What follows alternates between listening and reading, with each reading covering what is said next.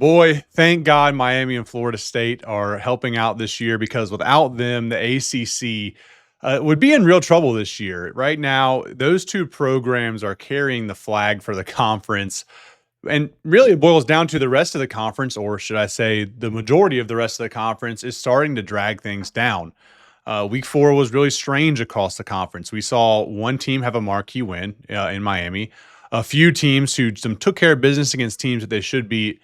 And then we just saw some really bad performances that exposed some serious flaws for those teams. Today, we're going to break down all of that and go through the entire power rankings for the ACC as we head into week 5. So let's start out with the risers. Again, this is the second week in a row, but Miami technically cannot climb any higher than they are at number 1. But their 26-7 beatdown over the Gators was one for the books. They held them to just 141 yards. It's really one of Florida's worst offensive performances in the decade. They got 10 QB pressures from Reuben Bain Jr., and that kind of control of a game only cements their grip on that top spot. We've been hesitant to move Florida State up anymore in these rankings, but right now I'm going to have them at number 2. Their offense isn't slowing down. They piled up 775 or so yards of total offense against Kent State. They dominated on the ground, through the air, and they just got it done. Duke is going to get a bump after they beat NC State. Offensively, they torched them and put up a lot of numbers. They forced 4 turnovers. They threw 3 different touchdown completions to other receivers, and Anderson Castle ultimately ripped off a 66-yard run to seal it. And that offense just looks explosive. Now, Syracuse is going to deserve a rise in these rankings too. That's what happens when you beat Clemson in Death Valley. But with the 34-21 victory, Steve Angeli looked good. Jonte Cook had a ton of receiving yards, and Yassine Willis also almost had 100 on the ground as well. So the Orange, they needed that. They needed that defense to step up, set the tone, and they did just that, so they're going to move up.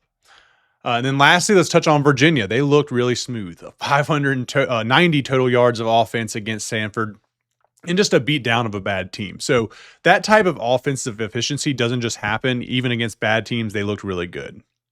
Now let's talk about the fallers. And this is where things start to separate as we talk contenders versus pretenders. And Clemson is the headline here for what feels like the third week in a row. It was just a collapse. A 34-21 loss at home in Death Valley to Syracuse. They're now 1-3 on the year, and that's the worst start they've ever had in the Dabo Swinney era by far. Cade Klubnik looks like he's regressed, not as good as we thought he was, certainly. That defense is not dominant, and the offense is a disaster when it counts. I mean, you look at the stats. They were 3 of 13 on third down and 1 of 5 on fourth down. Ultimately, Clemson just looks broken, and that's horrible for the ACC. Now, North Carolina, it's equally as bad. They were humiliated. It was 34-9 in the UCF defeat. They gave up over 220 rushing yards, which is a reoccurring trend for them. And their offense, I don't think they scored a touchdown the whole game. So in year 1 under Bill Belichick, it's clear that not only does the roster have major holes, they're just not competitive. And I don't really see what they're going to do to change that. They have a quarterback who cannot make anything happen. The plan looks in shambles. It's just going to be a really, really bad year for them overall. Now, we're going to talk NC State as well because they do take a small step back, but I don't want to feel like this is an overreaction. The Wolfpack on offense did put up 418 yards. They put up 33 points, and that's with 4 turnovers. The offense is just going to be fun to watch all year. The problem, though, is on the flip side of that coin, their defense, it really fell apart this game. They gave up 45 points, and they failed to stop Duke when they really needed to in key moments.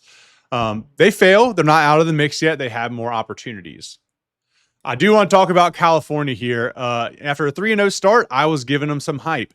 They come in, they play San Diego State, and they get completely shut out 34-0. The freshman QB threw 2 picks, which was going to happen at some point, but I did not think it was going to happen against San Diego State.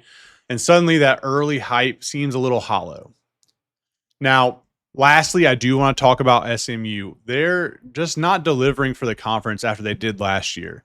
So they have 2 out-of-conference losses. They're both against decent teams, but that's the only good teams that they've played.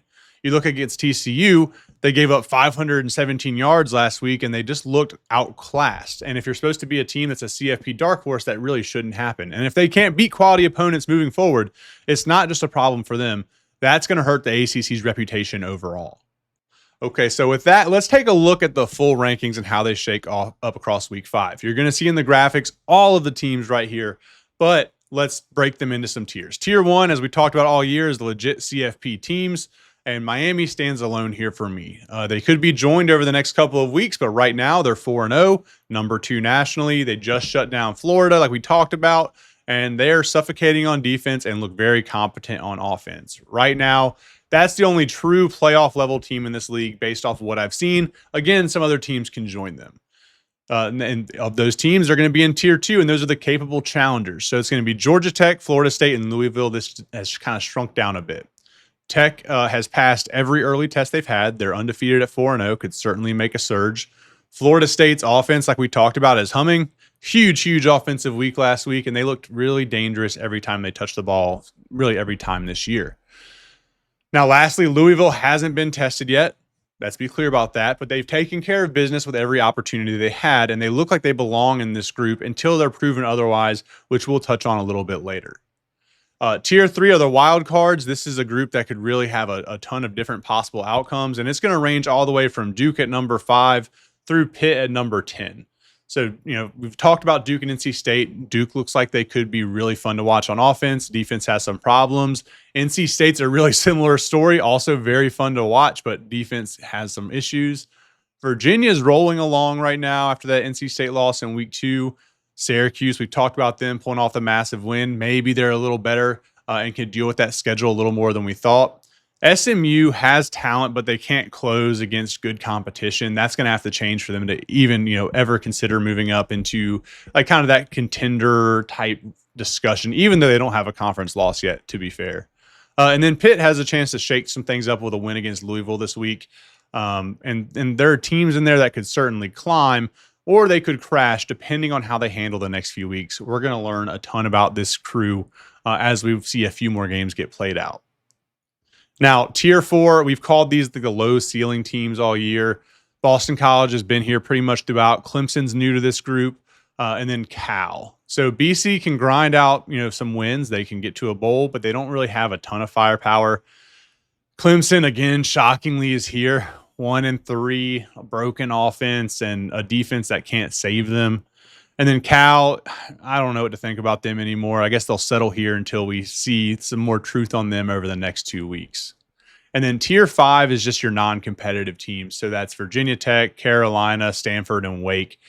VT, at least they showed up. They showed some signs of life under Philip Montgomery, but they're still near the bottom. Let's not kid ourselves. UNC, we've talked about it, but they're completely collapsed right now. I don't see any hope for them as the season shakes out from here. Stanford, also kind of lifeless, don't really see a pulse. And Wake Forest, I just don't see how they compete with the offensive and defensive struggles that they have. Maybe they can climb above Stanford. That might be the ceiling. All right, so 2 games really stand out to me on the Week 5 slate as we start to look ahead. The first one I want to talk about, Florida State's going to Virginia. And this is going to be the Seminoles' first real test since they had Alabama in Week 1. And personally, I just think it's going to tell us a lot. If FSU rolls in Charlottesville, maybe we can start to take them a little more seriously in that CFP discussion and talk about them as a playoff team. But if Virginia's offense keeps clicking and pulls an upset, it really reshapes the entire ACC race overnight, and you're really going to see a ton of teams competing for that number 2 spot. Then the second game I want to talk about is Louisville and Pitt. So Louisville's going to Pitt. The Cardinals, they've really fattened up on cupcakes through the beginning of this season, and this is the first time we're going to see them against a team that has some real teeth. Now, no disrespect to, I believe it was James Madison, but I want to find out if they can handle a physical Pitt squad on the road. If they do, then it shows that they have some merit in this contender conversation. If they don't, then maybe they're just another product of a soft schedule. And that's where we're going to leave it this week. I appreciate you all watching. Make sure you're subscribed because we do one of these every week. We'll be back next week as we kind of see this ACC come together with a little more clarity on the picture week by week. So I appreciate you being here. I'll see you on the next one.